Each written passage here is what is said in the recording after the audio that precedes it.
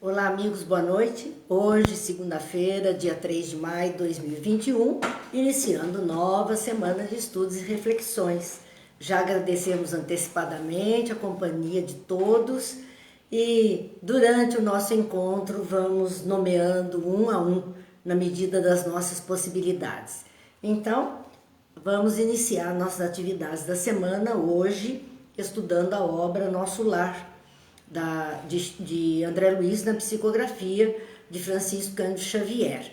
Nós agradecemos muito a companhia de todos, Sônia Maria, Jane, Sandra, que já estão conosco, todos que estão chegando aqui, Rosângela, é uma alegria, Terezinha, Rogério, que estão conosco, e é bom, Gilda também conosco, Laura, a Kazuko, agradecemos muito, gente. Sebastiana, é motivo de alegria estarmos juntos, mais uma semana iniciando, Tânia chegando, agradecemos. E vamos fazer nossa prece para depois concluirmos nossas reflexões a respeito desse capítulo 34 que nós estamos vendo, falando a respeito dos recém-chegados do umbral. Vamos à nossa prece então, para começarmos bem a nossa semana. Pai de bondade, que a sua luz e a sua paz nos invada, que Jesus, o Mestre amado, esteja sempre a dirigir os nossos passos, as nossas reflexões, fazendo com que desenvolvamos sentimentos mais nobres no coração. Abençoa-nos, Pai, permita junto de nós os amigos espirituais que possam nos intuir, nos inspirar, para que as reflexões sejam melhores no nosso dia a dia e para o nosso caminhar. Abençoa-nos, Pai, abençoa-nos, Mestre, hoje e sempre, que assim seja.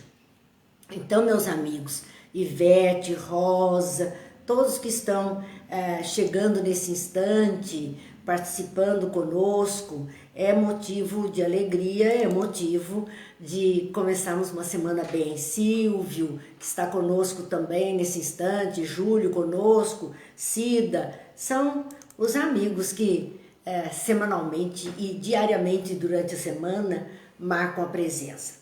Gente, nós estamos vendo esse capítulo 34 da obra Nosso Lar, onde André Luiz estava dialogando com uma senhora que foi a última a descer daquela condução que trouxera aqueles que os samaritanos recolheram em regiões difíceis do mundo espiritual e levaram então para Nosso Lar, a fim de que pudessem receber o auxílio necessário.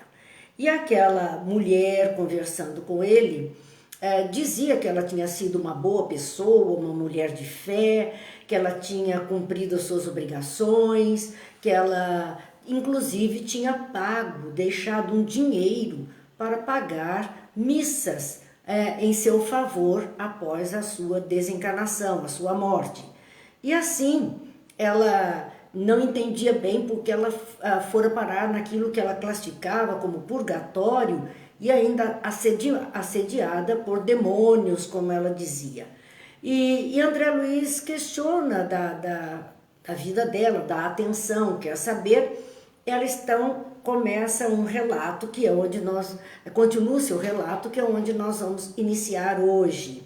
Ela falava que tinha sido dona de uma fazenda, uma mulher de posses. Na fazenda ela tinha muitos escravos.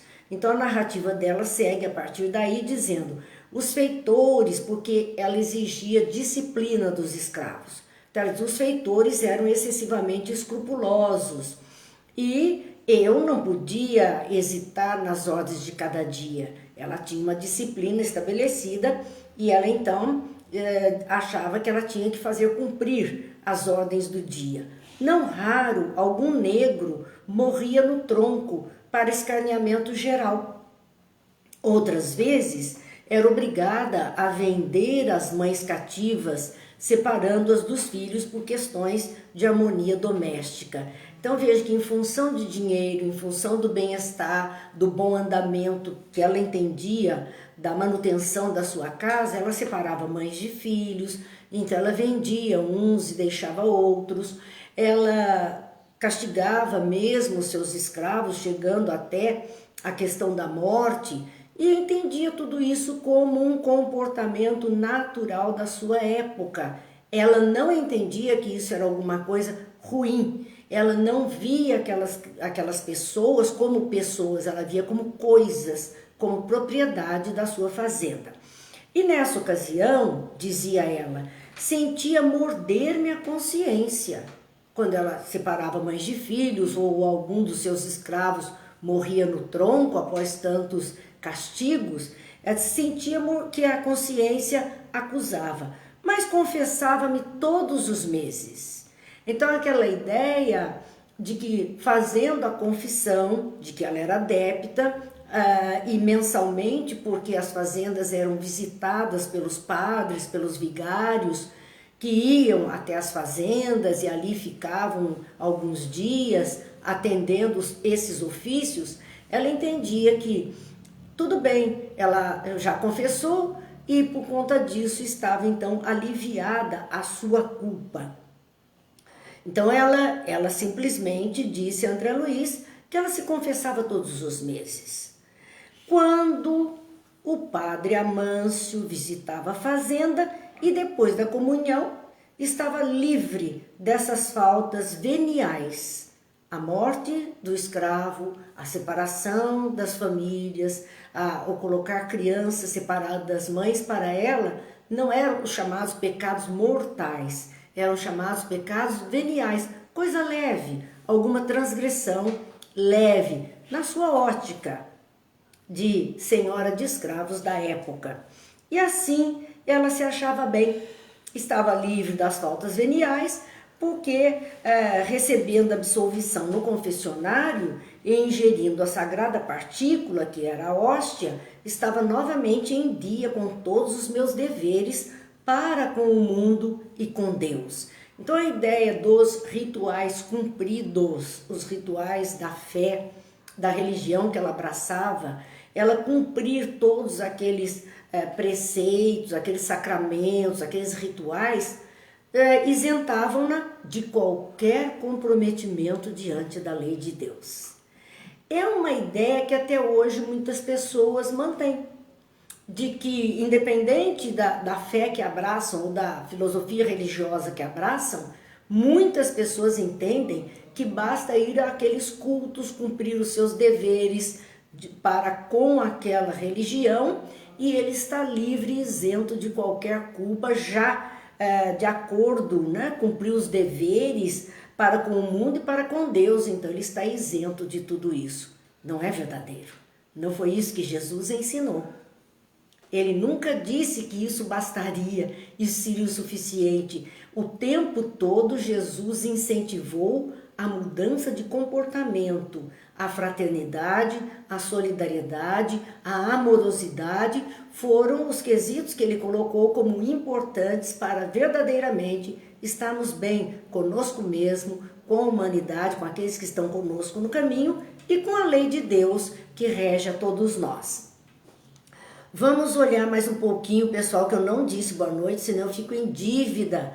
E não dá certo ficar em dívida. Então nós dissemos boa noite até a Rosa, Carol, Silvio, Valéria, Gil, Divone, Cidinha, Eliane, vamos ver, Dilza, Edilaine, seu Antônio, Selma, Sandra, Malu, Edith, Rosa, olha quantos amigos, Cleide, Márcia, Célia, bem-vindos todos, Thelma, muito bem-vindos, que a nossa noite seja bastante proveitosa.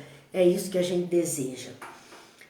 André Luiz estava escandalizado diante daquela exposição dos fatos que aquela senhora com aparência tão boa, tão singela como ela mesma se qualificava, narrava do seu comportamento na vida.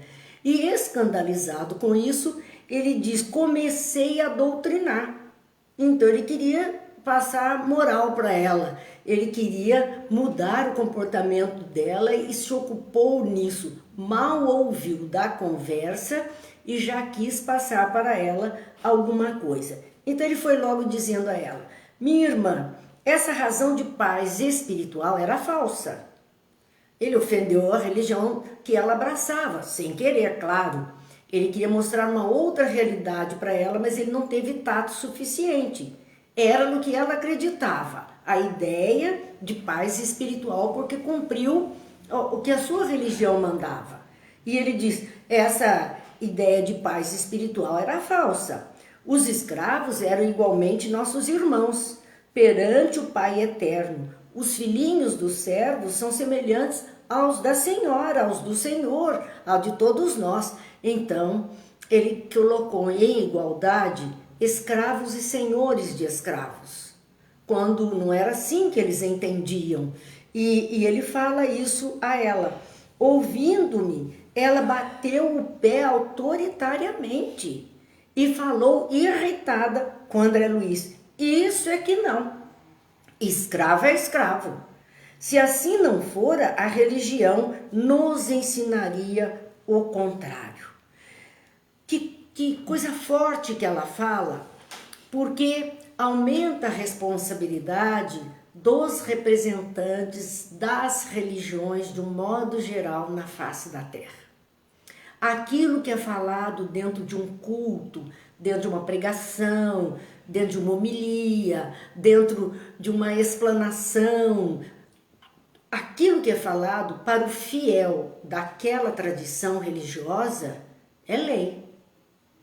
Então, a responsabilidade daqueles que estão à frente em qualquer tipo de liderança religiosa é muito grande, porque a pessoa crê piamente que aquela palavra é sagrada. E a gente tem visto muitas vezes no mundo descaminhos grandes por conta de alguns pregadores que pregaram inverdades, que as pessoas compraram como verdades e, de repente, elas se comprometeram em comportamentos, mas achando que sim, realmente aquilo deveria ser feito. Então a religião é uma força muito grande. É preciso cuidado nesse campo. Qual é a orientação que está sendo passada? Porque os fiéis vão seguir. Até hoje estamos vendo esse tipo de comportamento quando a fé é cega e a pessoa nem raciocina porque ela toma como verdade, como realidade aquilo que foi falado.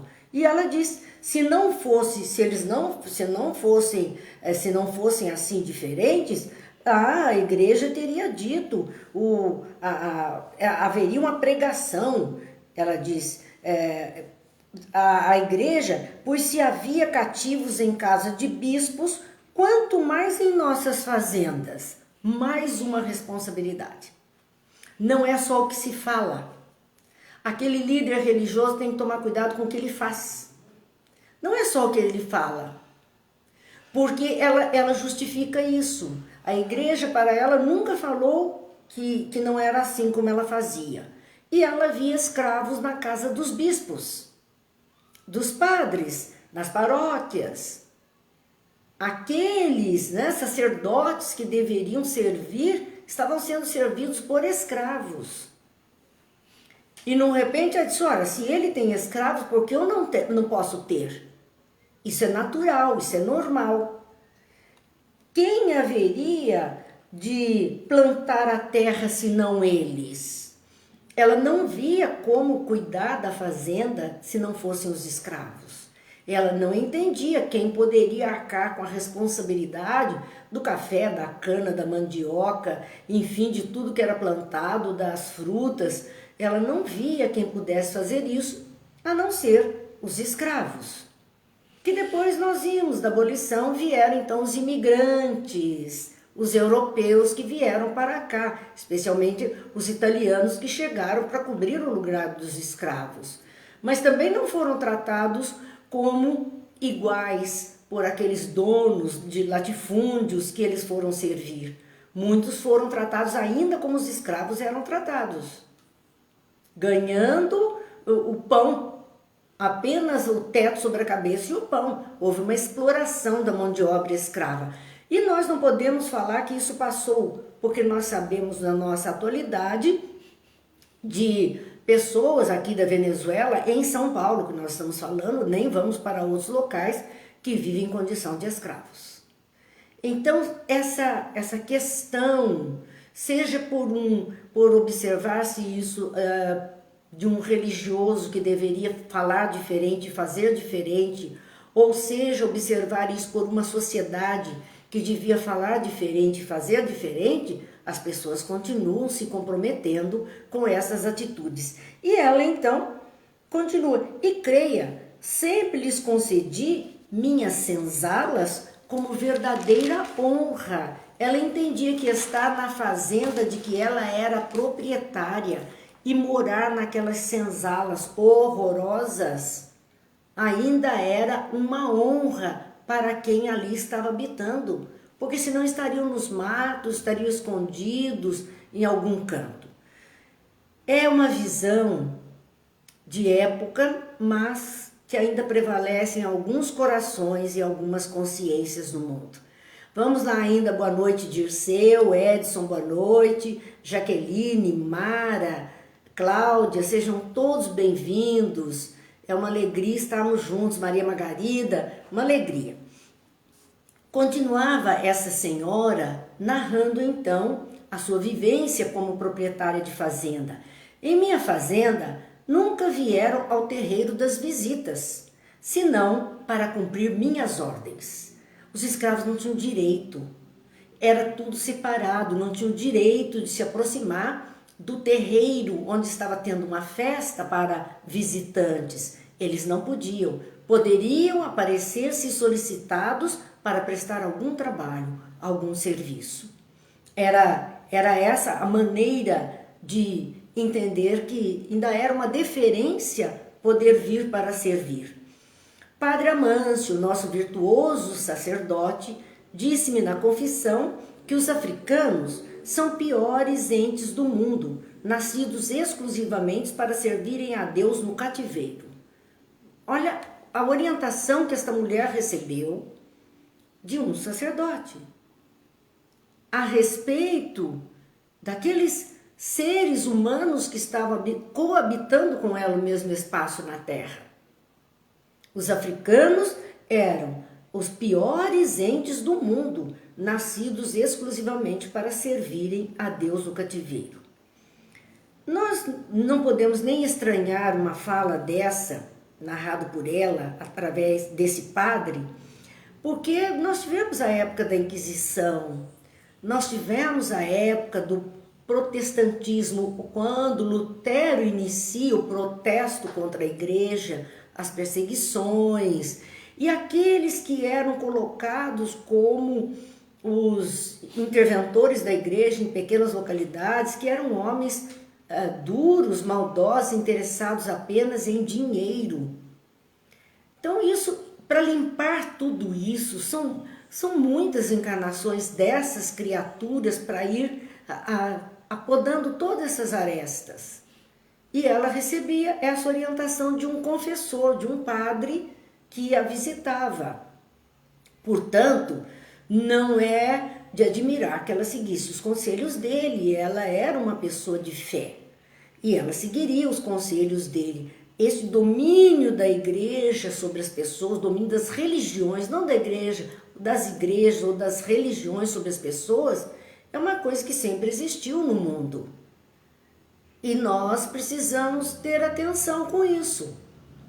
Aquilo que nos é informado via território do sagrado, que são as confissões religiosas, vamos analisar. Por isso que o Espiritismo é uma fé raciocinada.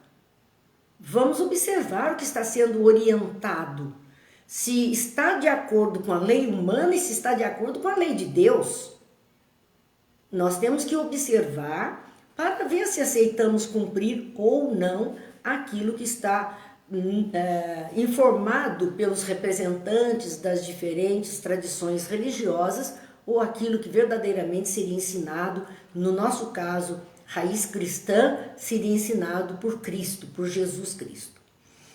Mas ela continua então a falar a André Luiz: pensa então que me poderia encher de escrúpulos no trato com essa espécie de criatura? Se o padre disse que eles eram os piores seres do mundo, e que eles serviam a Deus apenas no cativeiro, ela achava que estava fazendo muito, mantendo esses cativos, que era isso mesmo o destino deles e que não teria outro. Não tenha dúvida, os escravos são seres perversos, filhos de Satã. Aquela ideia, né? Aquela ideia de colocar o diferente como algo ruim. Diferenças não são defeitos, são só diferenças. E nós colocamos como alguma coisa ruim, o que não é verdadeiro. Chego a admirar-me da paciência com que tolerei essa gente na terra. Ela tinha tanta consciência de estar desencarnada e ainda fazia uma análise da vida terrena que ela deixara, dizendo que ela se admirava de ter tido tanta paciência de poder conviver com as criaturas que estavam na sua fazenda. A Cidinha está nos questionando aqui a respeito dos pretos velhos. São esses escravos que sofreram sem se revoltarem, aceitando o sofrimento? Muitos sim, outros não. Vamos entender a expressão pretos velhos como uma ordem de trabalho, um grupo de trabalhadores especialistas em alguma coisa, que no caso será fazer o bem. Neste grupo poderão estar aqueles que verdadeiramente viveram essa experiência terrena, aceitaram o sofrimento, espíritos que se fortaleceram aí, que praticaram o bem, que querem continuar praticando. Mas também vamos ver aqueles que não viveram essa experiência e estão associados a esse trabalho para ajudar as criaturas. E que é uma expressão carinhosa, uma expressão de aconchego, é uma expressão de respeito que nós temos. É bom lermos a vida de Pai Jacó de Queirugue, eu gosto muito. São 5 encarnações desse espírito que na última coloca o nome de Pai Jacó de Queirugue. O livro chama-se Jerusa. Quem ainda não leu, é bom ler, é um romance fininho, mas a gente lendo com muita atenção, a gente aproveita muito. Jerusa conta 5 encarnações desse espírito, que teve outras experiências, não como escravo, mas até como um nobre, uma pessoa nobre. Depois ele foi para essa experiência no Brasil como escravos, ele era um nobre europeu. Então nós estamos de reencarnação em reencarnação, vivendo experiências, ora numa formatação, ora em outra formatação, mas o comportamento para com as criaturas não justifica maldade, não justifica maldade. Nós precisamos respeitar a tudo e a todos, porque aí nós vamos então estar dentro daquilo que é a proposta de Jesus para o mundo, de estarmos bem uns com os outros. Talvez se já estivéssemos praticando bastante isso, não teríamos tanto desentendimentos entre nós, seja no quesito religioso, no quesito político, no quesito sociedade, raça, credo, não importa, não importa. Não tem razão para isso, mas nós vemos ainda, infelizmente, muita coisa desse tipo. Vamos então, continuando a narrativa desta senhora, ela diz, devo declarar que saí quase inesperadamente do corpo. Veja que foi uma morte quase súbita, ela quase inesperadamente, ela saiu do corpo, desencarnou, por me haver chocado a determinação da princesa libertando esses bandidos de muitos anos. Mas lembro-me perfeitamente, decorreram muitos anos, mas ela se lembrava perfeitamente. Veja que coisa interessante. Qual foi a causa maior do desencarne dessa mulher? A libertação dos escravos, a princesa Isabel. Lá no dia 3 de maio de 1888. Quando a princesa declarou a libertação dos escravos, esta mulher se abalou tanto com a notícia que recebeu que desencanou. A causa maior foi esta. Achava-me adoentada. Ela já devia estar com alguma cardiopatia na época, alguma coisa assim. Havia muitos dias, quando o padre Amâncio trouxe a nova da cidade. Piorei de súbito. Quando o padre contou para ela que havia sido declarada pela princesa Isabel a libertação dos escravos, que a partir de então não existiriam mais escravos nas terras brasileiras, esta mulher piorou de súbito e desencanou. Por conta deste ponto, ela acabou desencanando. Como poderíamos ficar no mundo vendo esses criminosos em liberdade? Porque o que foi passado a ela é de que os escravos eram criminosos, eram seres perigosos, eram pessoas perigosas. E ela ficou apavorada de como ela estaria cercada de criminosos, como ela conseguiria viver com eles em liberdade. Ela tinha medo porque foi insuflado em sua mente este pensamento por aquele sacerdote. Certo, eles desejariam escravizar-nos por sua vez. E a servir a gente dessa laia, não seria melhor morrer? Então ela ficou com medo de agora virar a história e ela ser escravizada pelos escravos. E ela disse, mas servir a esse tipo de gente não seria melhor então morrer?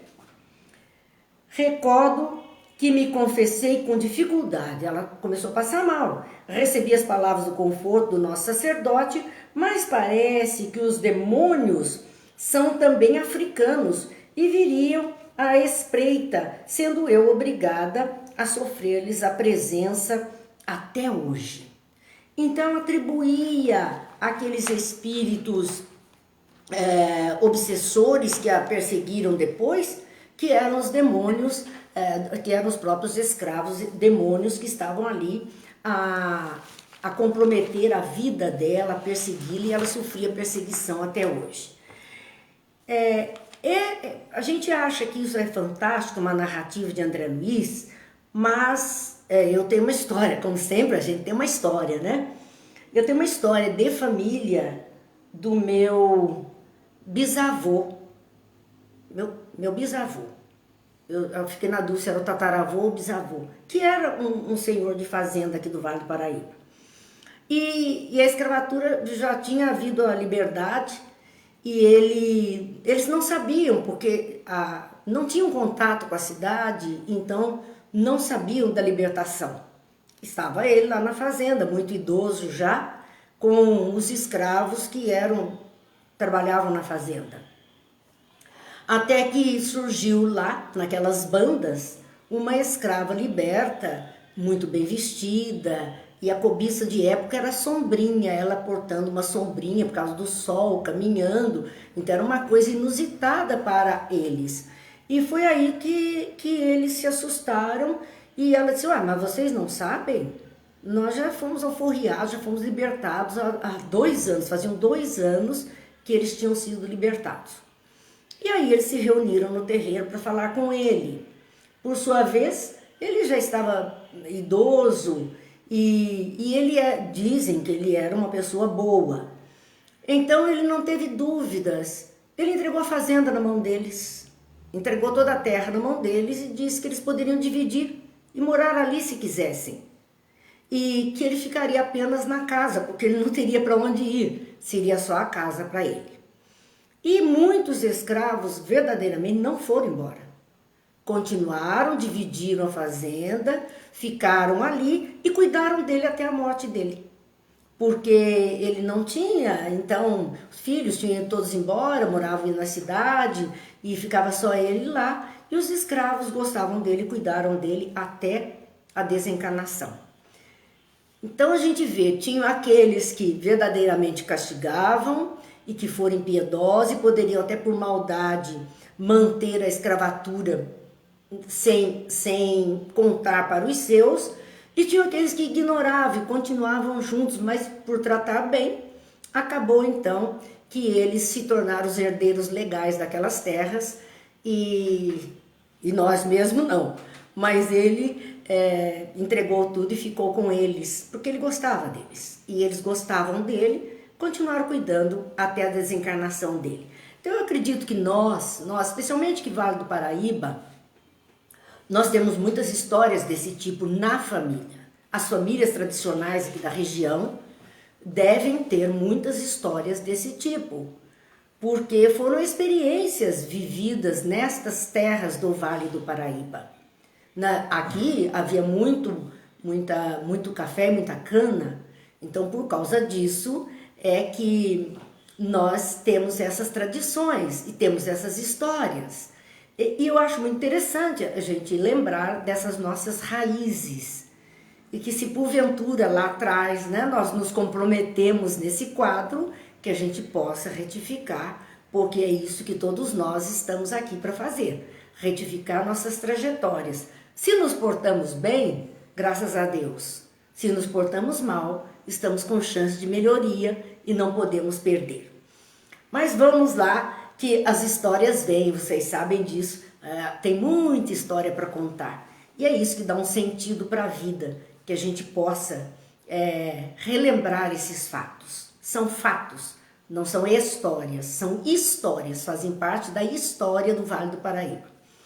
Então vamos lá, André Luiz, após ela contar da sua desencarnação, então, por conta desse fato, André Luiz pergunta para ela, e quando veio? Quer dizer, quando aconteceu isso com a senhora? Quando a senhora desencarnou? Quando a senhora veio para o mundo espiritual?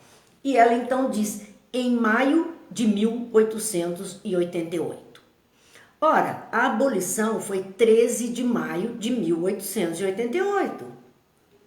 Então, no próprio mês de maio do mesmo ano, esta mulher soube da notícia pelo seu confessor, pelo padre que era seu amigo, e infartou por causa disso, no desespero, porque ela não via os seus trabalhadores como pessoas, como trabalhadores. Ela via como escravos e seres muito diferentes dela, que não mereciam a sua amizade. Assim, André Luiz ficou muito espantado, porque se ela voltara para o mundo espiritual em 1888, lembrem-se que André Luiz desencarnou em 1930. Então ele estava ali, o ano que ele registra, que ele desencarna, ele está quando ele chega ali no nosso lado, 930, 30 e pouquinho. Essa mulher tinha desencarnado em 888, não era 1900 ainda. E no entanto, só agora que ela chegaram, faziam 52 anos aproximadamente da sua desencarnação, que ela estava no umbral. André Luiz ficara 8, lembram-se? Aproximadamente. Ela, 52 anos aproximadamente, que ela estava ali. Agora que ela fora socorrida. Então ele ficou muito espantado pelo tempo que ela permaneceu.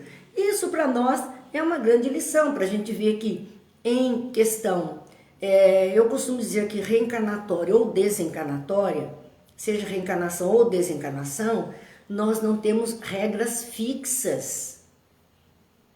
Tudo é de acordo com a criatura que está reencarnando ou desencarnando. Cada um está respondendo por si mesmo, de acordo com o seu modo de viver, o seu modo de pensar, as responsabilidades, os compromissos, de acordo com o que fizemos ou deixamos de fazer. Então, nossa história é única. Cada um de nós é uma história única. E esta mulher, André Luiz ficou espantado. Então, ela volta e diz a ele, é possível que meus sobrinhos tenham esquecido de pagar as missas. Entretanto, deixei à disposição em testamento. Lembra-se que ela disse que deixou uns dinheiros para pagar missas em seu favor todo mês, após a sua desencarnação, para que ela ficasse em paz, que ela estivesse em bom lugar? Pois ela achou que, pela perseguição que ela sofreu desses obsessores, que de certo os sobrinhos esqueceram de pagar as missas, mas que ela tinha deixado isso em testamento. Por aí a gente vê como ela era uma pessoa de fé, mas de fé sem o menor raciocínio, de uma fé cega e absoluta, onde até essa questão ela deixou em testamento, porque ela acreditava piamente em tudo aquilo que lhe fora ensinado. Então, ela diz ali, né? Eu deixei em testamento. E André Luiz ia responder. Ele ia responder convocando os raciocínios à zona superior, que ela observasse agora onde estava, fornecendo ideias novas de fraternidade, que é a questão com os escravos, e de fé. Ele estava querendo fazer a doutrinação. Ele mesmo fala a palavra doutrinação, e é o que muitas pessoas usam nos trabalhos mediúnicos, nas comunicações mediúnicas, que são doutrinadores. Eu, particularmente, não gosto dessa expressão. Eu acho que nós somos conversadores, dialogadores. Mas quem somos nós para doutrinar alguém? O quanto estamos dentro de uma doutrina, nos comportamos corretamente em uma doutrina e dominamos uma doutrina para sermos doutrinadores. Não, nós somos conversadores, nós somos dialogadores. Isso nós podemos ser, mas, e mesmo alguns evangelizadores, também não somos, porque não vivemos o evangelho na sua íntegra, mal conhecemos do seu conteúdo, experimentamos alguns exemplos, algumas vivências, mas não estamos evangelizados ainda o suficiente para sermos evangelizadores, na acepção mais correta da palavra. Então é preciso que a gente tome cuidado com algumas expressões. Mas André Luiz estava já se achando e querendo convencer a mulher. Mas Narcisa então se aproximou. Ela se aproximou e olhou André Luiz meio de lado, dizendo: André, meu amigo, você esqueceu que estamos providenciando alívio aos doentes perturbados? Porque ele ficou de papo com a mulher. Em vez de socorrer todo mundo, ele se enroscou ali na conversa. E já querendo modificar aquela criatura. E Narcisa chama a atenção dele. Você esqueceu que nós estamos providenciando alívio a doentes perturbados? Porque todas aquelas criaturas, se nós vamos nos lembrar, eram 29 doentes em estado de perturbação mental, que foram resgatados naquele encontro. Então ela diz isso a ele. Que proveito lhe advém semelhante informação? Para que vai servir? O que ela vai tirar de proveito dessas informações que você quer passar? Se é uma pessoa perturbada, egocêntrica, está dentro de uma monoideia, ela não se livrou dessa ideia, do susto da libertação dos escravos e do poder que ela tinha sobre eles. Então, existia uma tarefa a ser feita, que era aliviar os doentes perturbados. E André Luiz esqueceu a tarefa e partiu para a curiosidade. Então, assim, que proveito lhe advém semelhante informação? Os dementes falam de maneira incessante. Falam, contam. E quem os ouve, gastando interesse espiritual nisso, querendo saber mais, pode não estar menos louco que ele. Porque se compraz da história, ele fala e o outro está dando, como a gente diz na expressão popular, está dando corda para o outro ir falando. Então, pode ser que não seja menos louco do que ele. André Luiz balançou, porque ela chamou muito educadamente a sua atenção. Aquelas palavras foram ditas com tanta bondade, olha a forma com que ela chama atenção. Não era grosseria, não era com autoridade, mas era como mãe falando, orientando, uma conversa amiga. Então ela diz assim, aquelas palavras foram ditas com tanta bondade que corei de vergonha, sem coragem de a elas responder. Nem quis responder aquelas perguntas que ela fez. Que proveito tem essa informação? Ele se calou. Ele não tinha. E os doentes que precisavam ser atendidos? Ele ficou quieto, se calou, envergonhado. Narcisa então lhe diz: não se impressione, atendamos os irmãos perturbados. Não se impressione com o discurso, não se impressione com a aparência, não se impressione com nada. Faça o trabalho a que você está chamado a ajudar. Vamos socorrer. Então, ela diz: não se impressione, atendamos os irmãos perturbados. E a senhora que estava ouvindo Narcisa falando a André Luiz todos esses fatos, ela então diz assim: mas a senhora é de opinião que eu estou nesse número de pessoas perturbadas? Ela achava que não. O mundo todo podia ser louco, menos ela. Então, ela, diz André Luiz, perguntou a velhota melindrada, ela ficou melindrada de ser colocada nesse rol de criaturas perturbadas. E Narcisa, demonstrando suas qualidades de psicóloga, tomou expressão de fraternidade carinhosa. Sabia como falar com ela que estava perturbada realmente. Não, minha amiga, não digo isso. Creio, porém, que deve estar muito cansada. Seu esforço purgatorial foi muito longo. É uma maravilha a gente ver Narcisa falar assim. Primeiro porque é a forma como ela diz: não, minha amiga, você deve estar cansada. Desconversou, tirou o foco daquilo que ela estava ali tão disposta a ficar comentando e comentando sem parar. E o segundo ponto, e mais importante, a meu ver, é o fato dela dizer que a provação purgatorial foi muito longa. Ela, em momento algum, ela tirou daquela mulher a ideia de que ela tinha vivido num purgatório e que agora estava sendo salva. Porque era isso que a religião dela tinha ensinado. E ela então precisava ser atendida respeitando as suas crenças.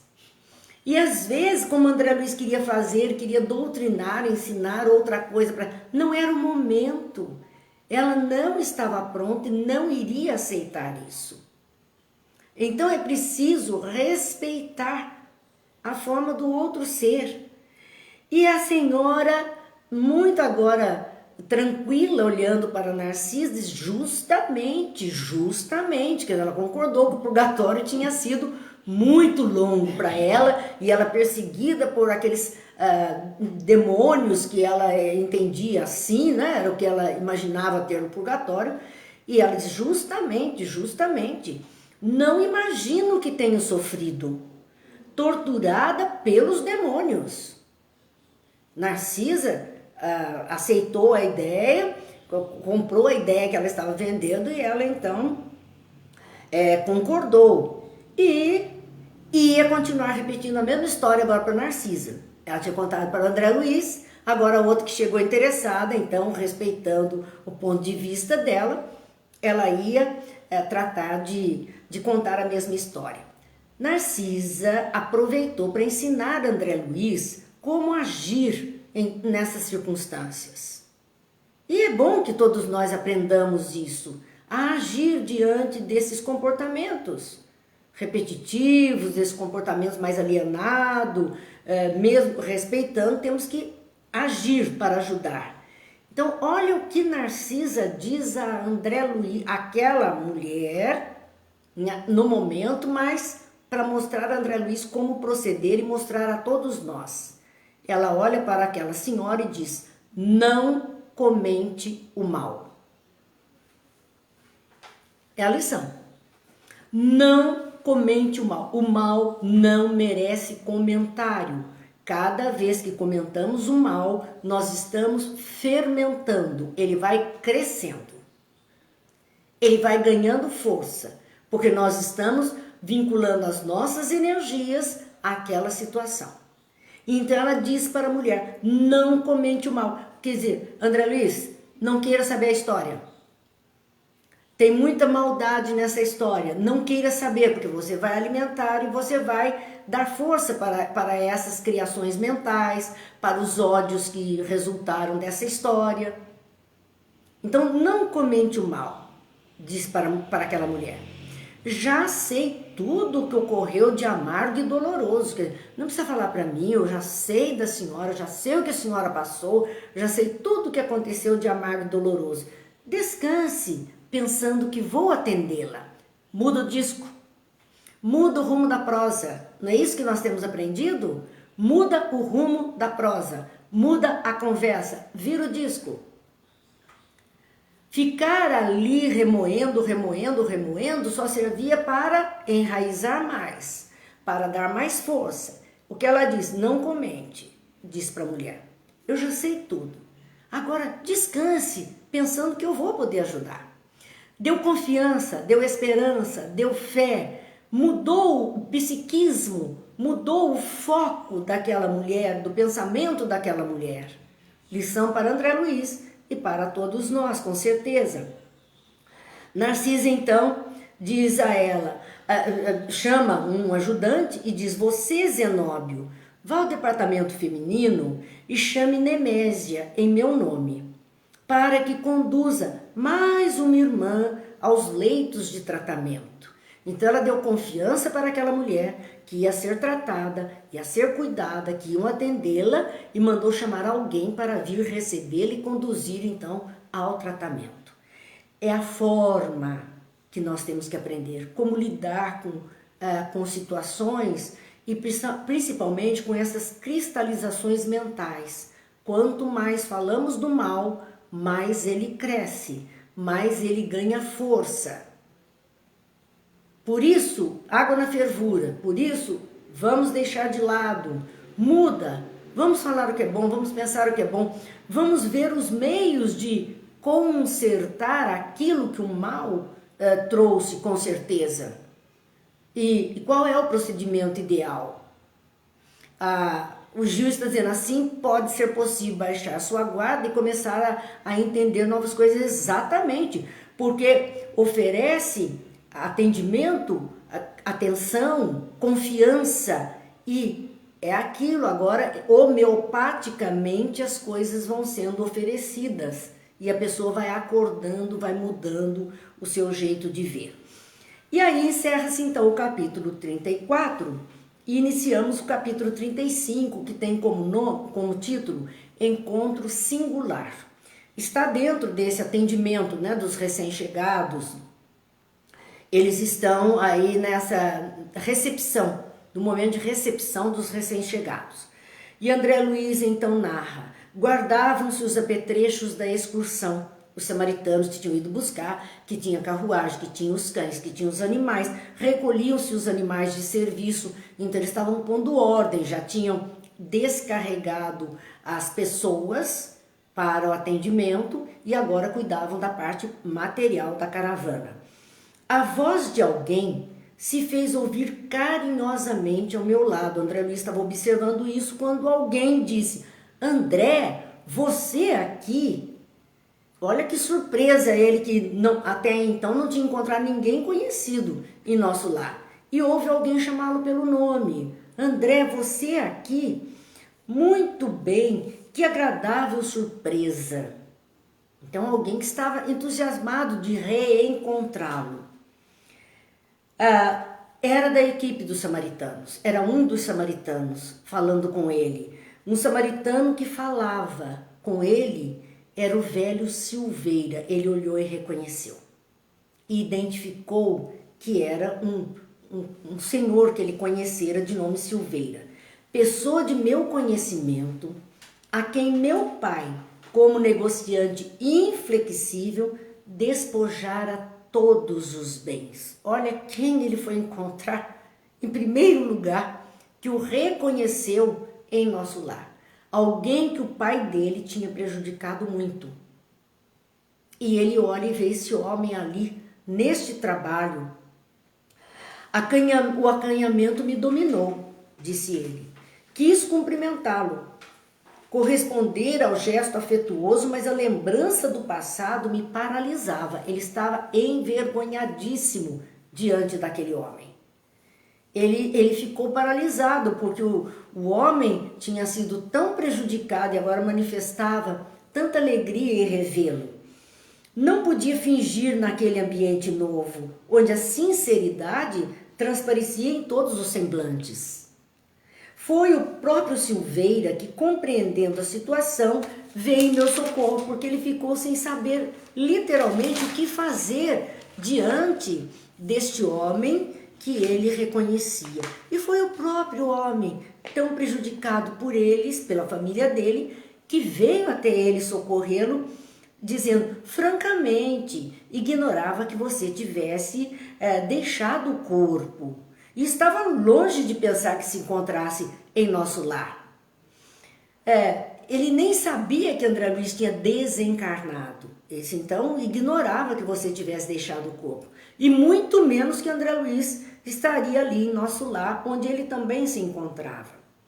André Luiz, percebendo essa delicadeza dele, essa expressão de carinho, abraçou-o comovido, murmurando palavras de reconhecimento, agradecendo aquele homem. Quis ensaiar explicações relativas ao passado, mas não consegui.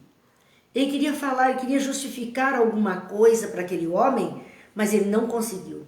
Desejava pedir desculpas pelo procedimento de meu pai, levando-o ao extremo de uma falência desastrosa.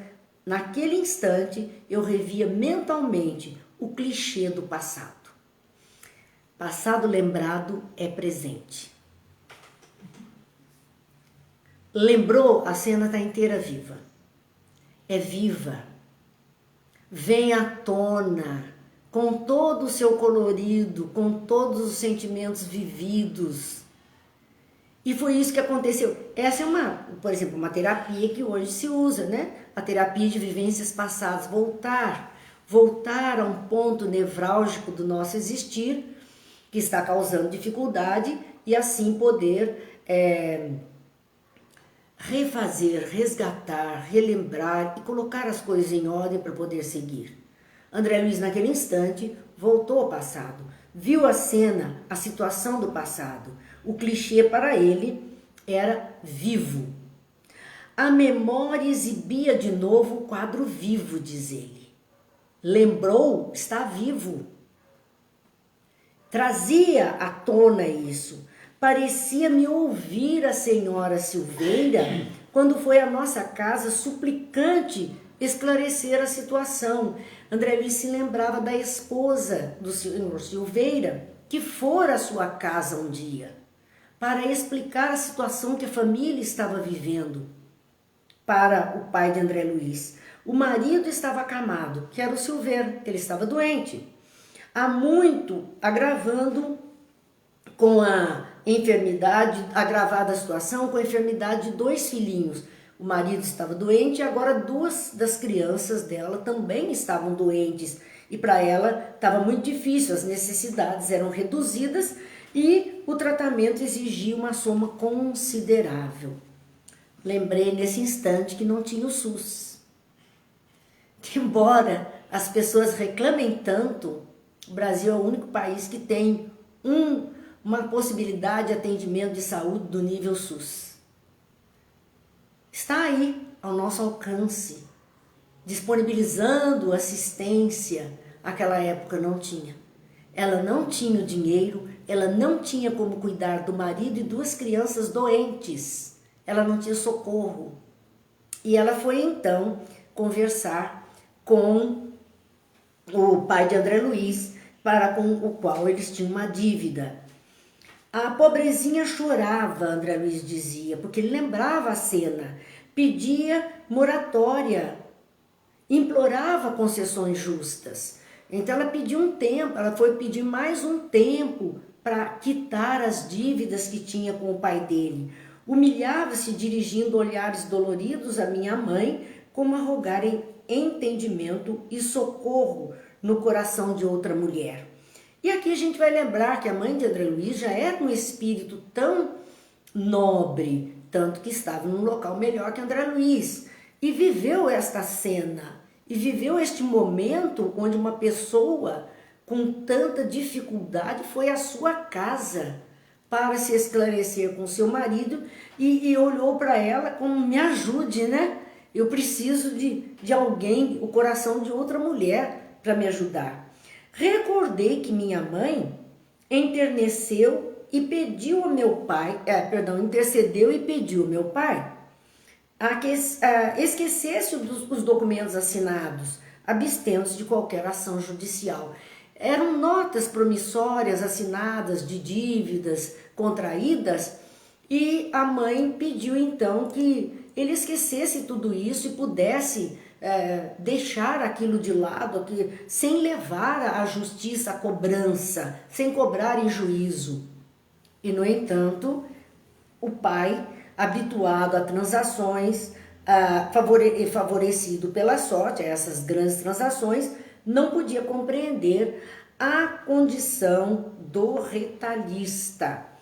E aí é interessante essa expressão retalhista que André Luiz fala, que a gente fica, não é uma expressão comum, a gente tem que procurar saber o que é. O retalhista é o que vendia unidades de coisas, era o comerciante, o pequeno comércio que vendia de pouco em pouco às pessoas. Então era como se vendesse retalhos, pedaços, coisas poucas. Não era um atacadista, era um pequeno comerciante, aquele homem, e o pai não se condoía da situação em que ele se encontrava e da família.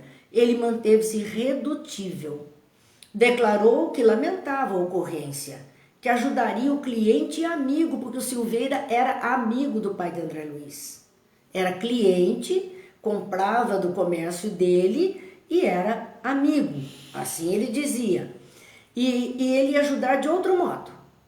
Porém, no tocante aos débitos, ele não via outra alternativa senão cumprir os dispositivos legais. Não podia quebrar as normas e precedentes do seu estabelecimento comercial. Era assim que ele agia com todos e ia agir também com o companheiro. O Gil lembrou que o varejista, se eu acredito que seja isso, o retalhista de época, aquilo que nós chamamos o varejista de hoje.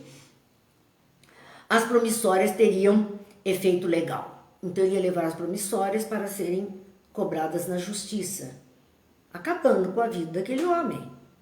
Nós estamos vivendo um momento difícil por conta da pandemia.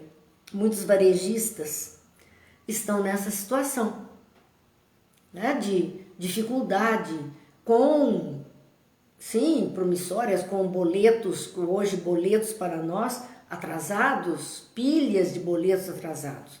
Temos visto que algumas situações, alguns órgãos estão até estendendo o prazo para que a pessoa possa cumprir depois de julho, estão abatendo sem juros, mas não é suficiente para muita gente.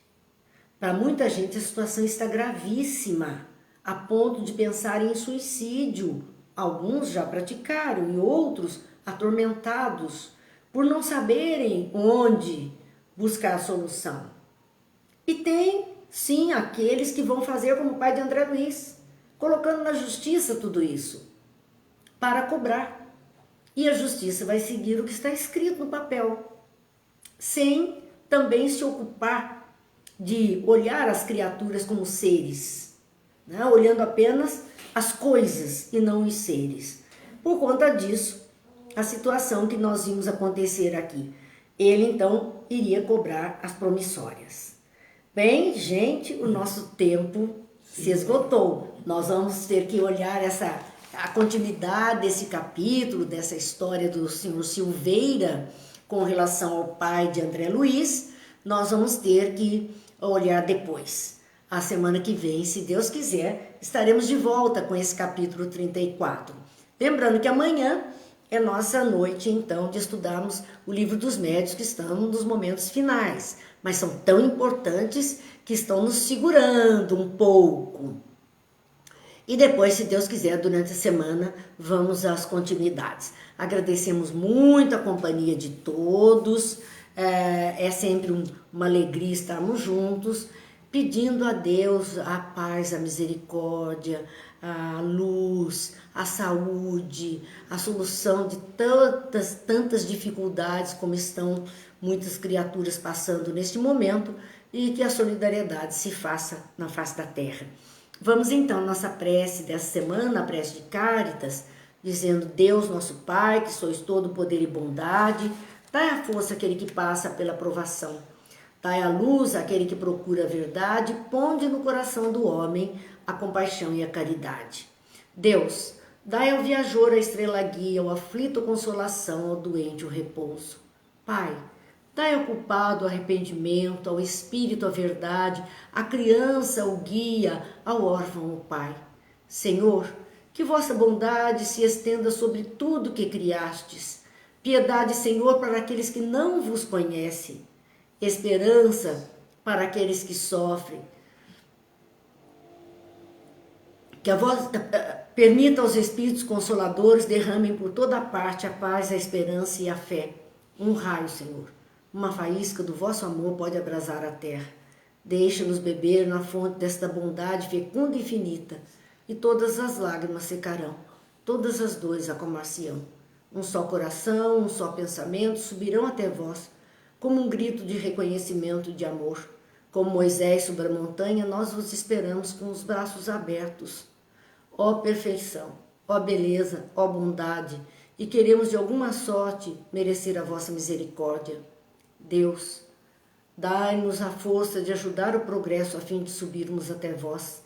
Dai-nos a caridade pura, dai-nos a fé e a razão, dai-nos a simplicidade, que fará de nossas almas o espelho, onde se refletirá a vossa divina imagem.